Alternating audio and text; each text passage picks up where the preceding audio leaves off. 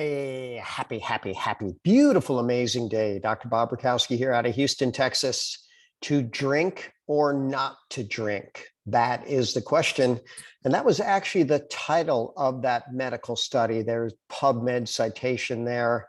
They really looked at alcohol. Is it good? Is it bad? Is there potentially a health benefit? And what they found was pretty significant. So people that drink a little live longer than people that don't drink anything, but people who drink the most die the earliest. So how much is a little, or how much is too much? So men, keep it to 2 drinks a day. Women, 1 drink a day. And I'll have some people say, okay, well, I'm a guy. Does that mean I get 14 a week? And that usually meant 8 on Friday and 6 on Saturday. And the answer is definitely not. That's going to be problematic. Moderation is the key. 2 per day for men, 1 per day for women. But that's not universal for everybody. And we'll show some of the exceptions coming up. So it's going to be a beer, or possibly less malt liquor, or less table wine, or even less fortified wine. And then, of course, you've got your liqueurs, your brandy, and your 80 proof shots, and you keep going down and down. But those are the definitions of a standard drink. So if women have a breast cancer risk, sorry, ladies, you probably should not drink any alcohol at all. So this PubMed says, you know what, alcohol consumption consistently associated with breast cancer risk. And guess what? Even at low levels of consumption. So if you have a high family risk, probably don't do it. Or if you do it very little, very infrequently, and do other things to protect your body.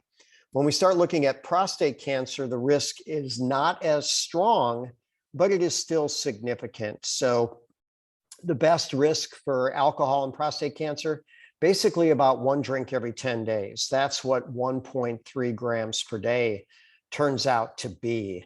And again, as you drink more, then the probability goes up. And then keep in mind, they have former drinkers, significant risk. So they probably drink significantly and then quit. Quitting's probably a good idea if you don't do well with it. So when should you not drink? Well, if you're going to drive or operate dangerous equipment, or be working in situations where you're at risk, like on ladders, or possibly swimming, or if your work needs you at your best, don't do it. And of course, there's if you're taking certain medications, and I'll show a table on that in a few moments. But other things, I don't know why this table doesn't say, or page doesn't say pregnancy, but you shouldn't drink if you're pregnant. If you have a religious conflict with it, you shouldn't do it. If you're at risk for alcoholism, don't do it. And then, of course, breast and prostate cancer risk we covered.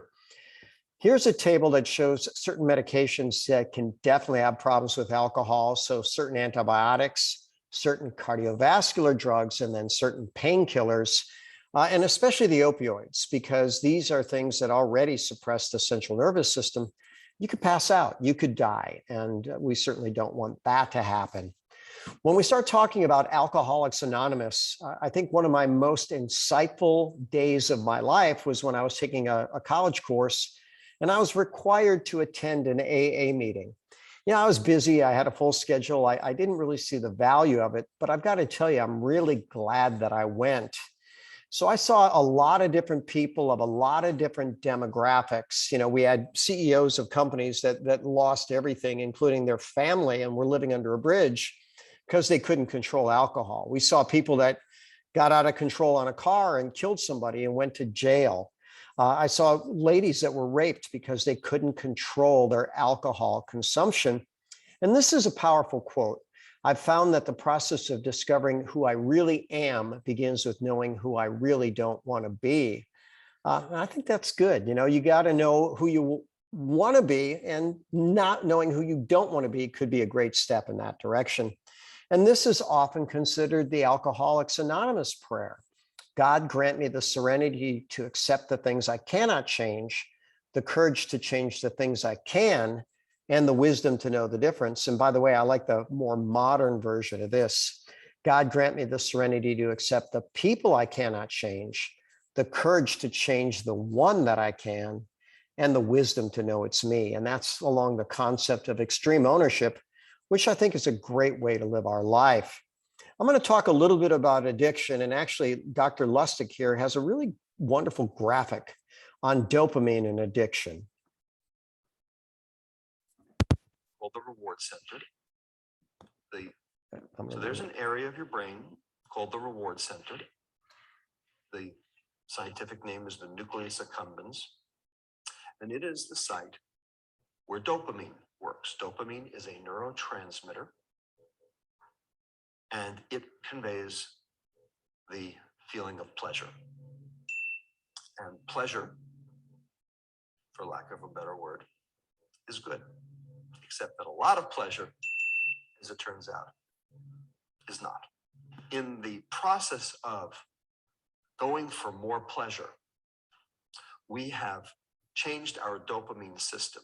And one of the keys to addiction is the idea that after stimulating that system chronically, again and again and again, and it takes 3 weeks to do this, what happens is that the receptors for the dopamine signal now downregulate. Now there are fewer of them.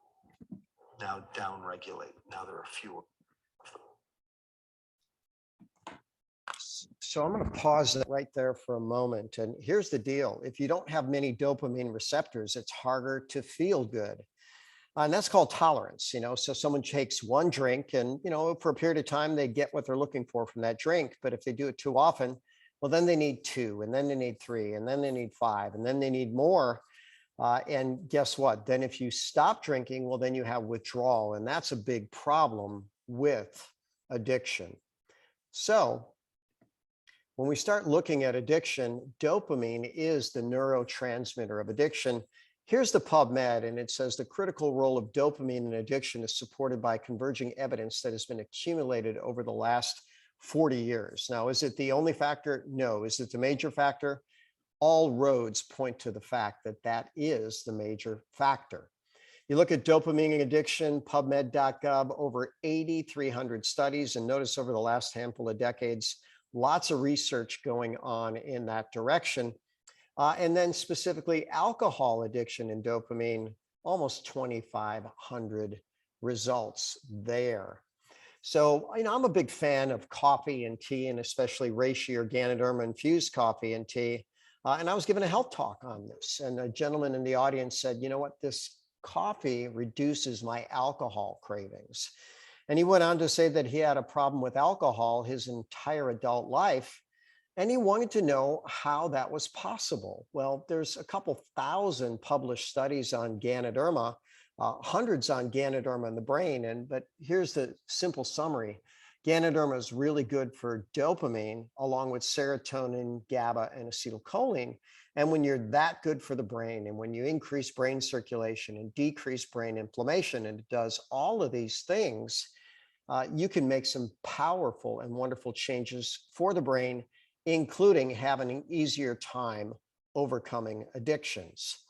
So I'm a big fan of this. So I'm an investor in the company. Guilt-free and turbocharged coffee and tea and shakes. We even have hot chocolates for kids, and they are certainly much better choices. Every Tuesday, I have an Ask the Doctor. I cover a health topic, and then we have time for questions and answers. And then, of course, I have a YouTube channel. And as always, I'm Dr. Bob Rakowski, absolutely knowing that we can all be happy, healthy, and successful.